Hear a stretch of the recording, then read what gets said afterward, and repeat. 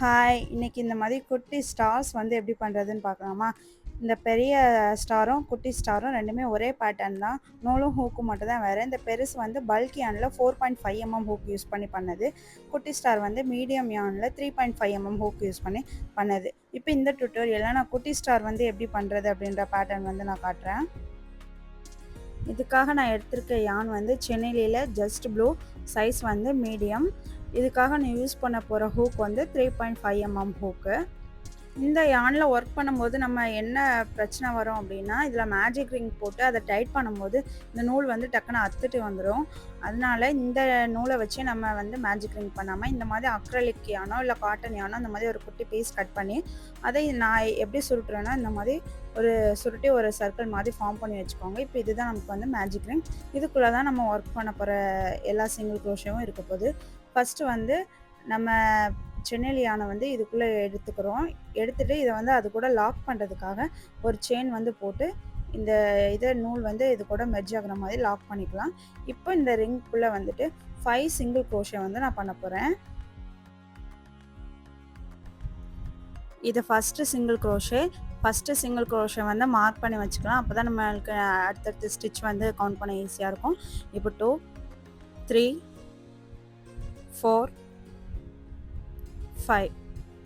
5 single crochet பண்ணதுக்கப்புறமா இந்த extra தெரியிற அக்ரலிக் யானை பிடிச்சி நல்லா டைட் பண்ணிக்கலாம். 2 சைடும் டைட் பண்ணிவிட்டு அது வந்து நீங்கள் செக்யூர் பண்ணுறதுக்கு ஒரு நாட் கூட போட்டுக்கலாம். இப்போ ஃபஸ்ட்டு சிங்கிள் க்ரோஷே மார்க் பண்ணோம்ல, அதில் இருக்க ஸ்டிச் மார்க்கர் எடுத்துகிட்டு அந்த இடத்துல போயிட்டு ஒரு ஸ்லிப் ஸ்டிச் பண்ணிவிட்டு செயின் 1 போட்டுக்கலாம் அடுத்த ரவுண்ட் கண்டினியூ பண்ணுறதுக்காக.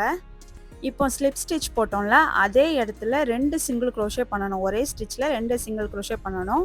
இதில் ஃபஸ்ட்டு சிங்கிள் க்ரோஷே போட்டு மார்க் பண்ணிக்கிறேன். இப்போ சேம் பிளேஸில் இன்னொரு சிங்கிள் க்ரோஷே, அதாவது ஒரு ஸ்டிச்சில் ஒரு இன்க்ரீஸ் பண்ணுறோம். இன்க்ரீஸ் மீன்ஸ் ஒரு இடத்துல 2 சிங்கிள் க்ரோஷே பண்ணுறது தான். இதே மாதிரி ஒவ்வொரு இதுலேயும் 2 2 பண்ணிட்டு வரோம்.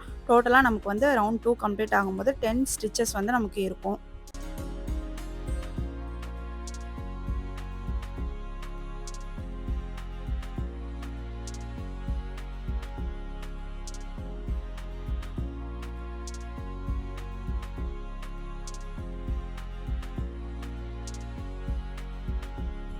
இப்போ ரவுண்ட் 2ஓட எண்டுக்கு வந்துட்டோம். இதில் ஃபஸ்ட்டு சிங்கிள் க்ரோஷே மார்க் பண்ணோம்ல, அந்த இடத்துல போயிட்டு ஸ்லிப் ஸ்டிச் பண்ணிவிட்டு செயின் 1 போட்டுக்கலாம் அடுத்த ரவுண்ட் கண்டினியூ பண்ணுறதுக்காக. இப்போ ஸ்லிப் ஸ்டிச் பண்ண அதே இடத்துல போயிட்டு ஒரு சிங்கிள் க்ரோஷே பண்ணுறோம். அந்த ஃபஸ்ட்டு சிங்கிள் க்ரோஷேவை மார்க் பண்ணிக்கிறேன். இப்போ அடுத்த ஸ்டிச்சில் வந்து ஒரு இன்க்ரீஸ் பண்ணணும். அதாவது ஒரு ஸ்டிச்சில் 2 சிங்கிள் க்ரோஷே பண்ணணும். ஸோ இதுதான் பேட்டர்ன். ஃபஸ்ட்டில் ஒரு சிங்கிள் க்ரோஷே ஒரு இன்க்ரீஸ், அடுத்து ஒரு சிங்கிள் க்ரோஷே ஒரு இன்க்ரீஸ், இதே மாதிரி டோட்டலாக 5 டைம்ஸ் பண்ணணும். இப்போ 1 டைம் பண்ணிட்டேன், செகண்ட் டைம் ஒரு சிங்கிள் க்ரோஷே, நெக்ஸ்ட் இதில் ஒரு இன்க்ரீஸ், அடுத்த இதில் ஒரு சிங்கிள் க்ரோஷே, அடுத்த இதில் ஒரு இன்க்ரீஸ், இதே மாதிரி டோட்டலாக 5 டைம்ஸ் பண்ணிட்டு வரேன். இப்போ ரவுண்ட் 3ஓட எண்டுக்கு வந்துட்டோம். இதில் இருக்க சிங்கிள் க்ரோஷேல போயிட்டு ஒரு ஸ்லிப் ஸ்டிச் பண்ணிவிட்டு செயின் 1 போட்டுக்கலாம். ஸ்லிப் ஸ்டிச் பண்ண அதே இடத்துல போயிட்டு ஃபஸ்ட்டு சிங்கிள் க்ரோஷே போட்டுட்டு அதை வந்து மார்க் பண்ணிக்கிறேன். அடுத்த ஸ்டிச்சில் வந்துட்டு ஒரு இன்க்ரீஸ் பண்ணணும்.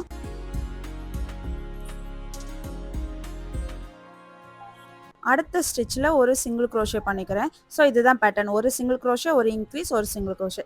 அடுத்த இதில் ஒரு சிங்கிள் க்ரோஷே, ஒரு இன்க்ரீஸ், ஒரு சிங்கிள் க்ரோஷே. இதே பேட்டர்னை ஃபாலோ பண்ணலாம். இப்போ ஒரு சிங்கிள் க்ரோஷே, நெக்ஸ்ட் வந்து ஒரு இன்க்ரீஸ் போடுறேன். அடுத்த இதில் ஒரு சிங்கிள் க்ரோஷே. இப்போ ரவுண்ட் 4ஓட எண்டுக்கு வந்துட்டு இதில் இருக்க ஃபஸ்ட்டு சிங்கிள் க்ரோஷேல போயிட்டு ஒரு ஸ்லிப் ஸ்டிச் பண்ணி செயின் 1 போட்டு அடுத்த ரவுண்ட் ஸ்டார்ட் பண்ணலாம். இதில் ஸ்லிப் ஸ்டிச் போட்ட இடத்துல போயிட்டு ஃபஸ்ட்டு வந்து ஒரு சிங்கிள் க்ரோஷே போட்டுக்கிறேன். அதே இடத்துலையே ஒரு ஹாஃப் டபுள் க்ரோஷே போடணும். நெக்ஸ்ட் வந்து ஒரு டபுள் க்ரோஷே, நெக்ஸ்ட் அதே இடத்துல ஒரு ஹாஃப் டபுள் க்ரோஷே, நெக்ஸ்ட் அதே இடத்துலையே ஒரு சிங்கிள் க்ரோஷே. ஸோ இது எல்லாமே ஒரே ஸ்டிச்சில் வந்து பண்ணணும். ஸோ இதோட பேட்டர்ன் என்னென்னா, ஃபஸ்ட்டு ஒரு சிங்கிள் க்ரோஷே, ஒரு ஹாஃப் டபுள் க்ரோஷே, ஒரு டபுள் க்ரோஷே, ஒரு ஹாஃப் டபுள் க்ரோஷே, ஒரு சிங்கிள் க்ரோஷே, இப்படி ஸ்டார்ட் பண்ணி இப்படி எண்ட் பண்ணணும். இதில் ஃபஸ்ட்டு சிங்கிள் க்ரோஷே வந்து நான் மார்க் பண்ணி வச்சுக்கிறேன். அதுக்கு அடுத்து ஒரு 3 ஸ்டிச்சில் ஸ்லிப் ஸ்டிச் பண்ணணும். நெக்ஸ்ட்டு இது ஃபஸ்ட்டு ஸ்லிப் ஸ்டிச் பண்ணுற இடத்துல வந்து கொஞ்சம் மறைஞ்சிருக்கும். அதை கரெக்டாக லைட்டாக வந்து இழுத்துட்டு கண்டுபிடிச்சி போட்டுக்குவாங்க. ஃபஸ்ட்டு வந்து ஒரு ஸ்லிப் ஸ்டிச் போட்டுக்கிறேன். அடுத்து 2வது இதுலேயும் ஸ்லிப் ஸ்டிச், அடுத்து 3வதுலேயும் ஸ்லிப் ஸ்டிச் போட்டுட்டு அப்புறம் 3 இதுதான் பேட்டர்ன். ஸோ இந்த மாதிரி போட்டுட்டு அடுத்து 4வது இதில் சிங்கிள் க்ரோஷே போட்டு half double crochet, double crochet, இந்த மாதிரி பேட்டர்னை ஃபுல்லாக 5 டைம்ஸ் வந்து நம்ம இதே மாதிரி ரிப்பீட் பண்ணிட்டு வரலாம்.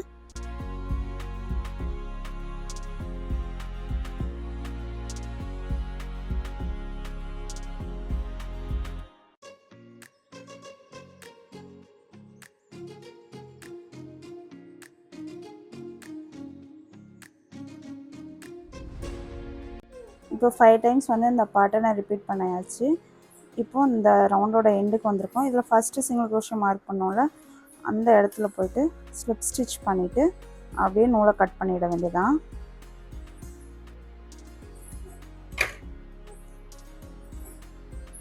டைட் பண்ணிட்டோம்னா ஒரு சைடு வந்து ஃபினிஷ் ஆயிடுச்சு. இதே மாதிரி இன்னொன்று க்ரியேட் பண்ணலாம்.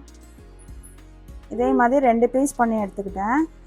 இப்போ இங்கே 2வது பீஸ் பண்ணும்போது இதை கட் பண்ண தேவையில்லை. ஃபஸ்ட்டு சிங்கிள் க்ரோஷே பண்ணோம்ல, இந்த இடத்துல மார்க் பண்ணியிருக்கேன். இதில் ஹூக்கு இன்சர்ட் பண்ணிவிட்டு இந்த பீஸையும் இப்படியே ஜாயின் பண்ணணும். இந்த மாதிரி வச்சுட்டு இதில் 3 இருக்கும். இந்த சைடு 3 இருக்கும், இந்த சைடு 3 இருக்கும். இதில் இந்த 3வது ஸ்டிச்சில் கரெக்டாக இன்சர்ட் பண்ணி ஸ்லிப் ஸ்டிச் பண்ணணும்.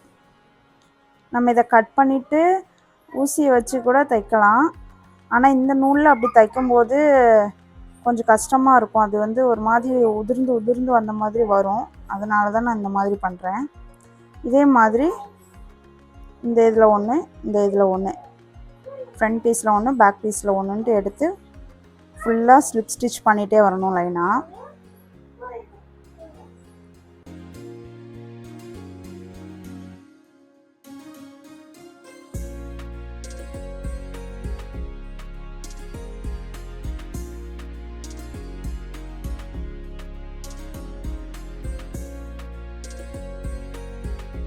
இப்போ இங்கே ஃபுல்லாக சுற்றி தைச்சிட்டு வந்துட்டேன்.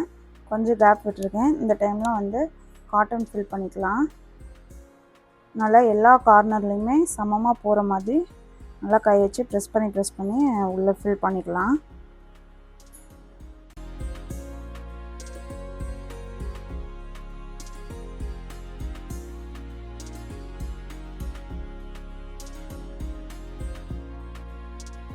இன்னும் கொஞ்சமே இதுவரை தைச்சிட்டு மறுபடியும் ஃபில் பண்ணிக்கலாம்.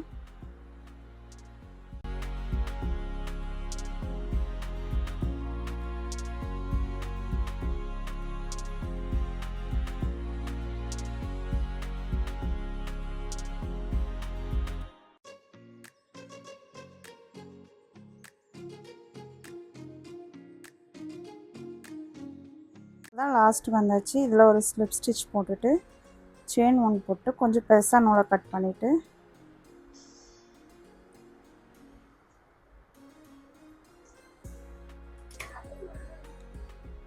இந்த எக்ஸ்ட்ரா இருக்க யான் வந்து யான் நீடில் வச்சு உள்ளே வந்து நம்ம ஹைட் பண்ணிடலாம். எல்லா பக்கமும் காட்டன் சமமாக இருக்கிற மாதிரி லைட்டாக அந்த மாதிரி ப்ரெஸ் பண்ணி விட்டுக்கலாம். யான் நீடில் எடுத்துகிட்டு அதில் இதை இன்சர்ட் பண்ணி உள்ளே ஹைட் பண்ணி விட்டுடலாம்.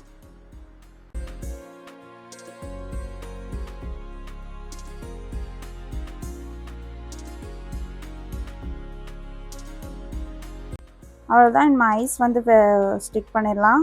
சேஃப்டி ஐஸ் இருந்துச்சுன்னா கம்ப்ளீட் பண்ணுறதுக்கு முன்னாடியே உள்ளே வச்சுட்டு லாக் பண்ணிவிட்டு அதுக்கப்புறமா தான் ஸ்டிச் பண்ணி கம்ப்ளீட் பண்ணணும். நான் ஸ்டிக் பண்ணுற மாதிரி வச்சுருக்கனால லாஸ்ட்டாக ஃபினிஷ் பண்ணதுக்கப்புறம் கரெக்டாக பொசிஷன் பார்த்து ஒட்டிக்க போகிறேன்.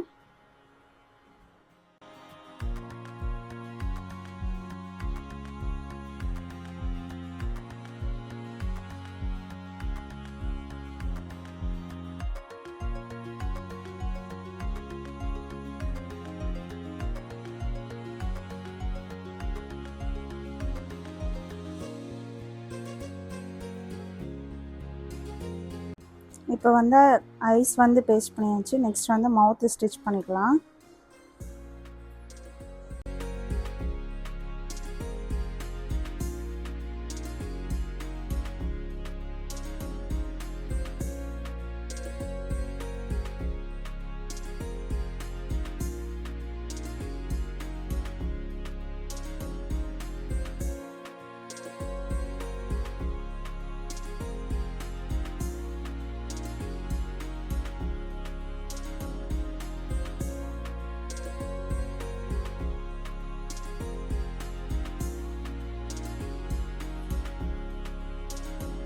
அவ்வளோதான், நம்மளோட ஸ்டார் ரெடி ஆயிடுச்சு. இனிமேல் இதில் நம்ம வந்து கீச்செயினா என்ன வேணுமோ அதை ஆட் பண்ணிட்டோம் அவ்வளோதான் நம்மளோட க்யூட்டான ஸ்டார் கீச்செயின்ஸ் வந்து ரெடி ஆயிரும்.